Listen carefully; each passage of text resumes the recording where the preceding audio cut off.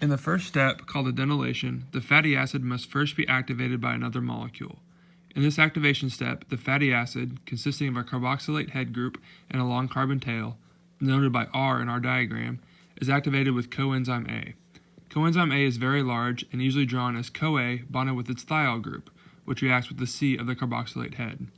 This interaction produces acyl-CoA. This reaction also uses one ATP and converts it into AMP and one pyrophosphate.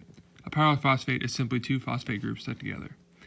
The enzyme that catalyzes the reaction is called acyl synthetase and is located on the outer mitochondrial membrane. The activated acyl-CoA molecule then reacts with carnitine, which is also found in the cytoplasm. Like coenzyme A, carnitine is also very large in structure, but has a distinct oxygen anion, which serves as a nucleophile. This nucleophile then reacts with the primary carbon in acyl-CoA, forming a bond. This causes the attached CoA to act as a leaving group. Finally, this leaves us with a product called acylcarnitine. After the formation of acylcarnitine, which has been abbreviated in the diagram, it is transported through the outer mitochondrial membranes via proteins called porins.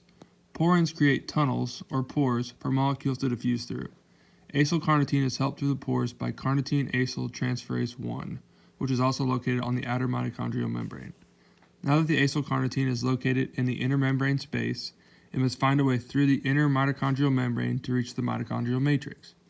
The inner mitochondrial membrane is far less permeable and thus does not use porins. Instead, the inner mitochondrial membrane uses a protein transporter called acylcarnitine translocase. Once in the mitochondrial matrix, the carnitine molecule needs to be removed. This is accomplished through an interaction with the enzyme carnitine acyltransferase 2, which is located on the inner mitochondrial membrane. Again, this should not be confused with carnitine acyltransferase 1, which is located on the outer mitochondrial membrane.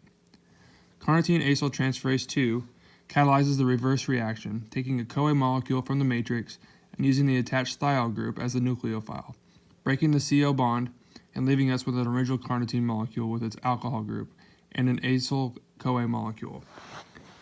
Going back to acylcarnitine transferase, it should be noted that for every acylcarnitine molecule that it pumps into the matrix, it returns one molecule of carnitine back into the inner membrane space and out into the cytoplasm.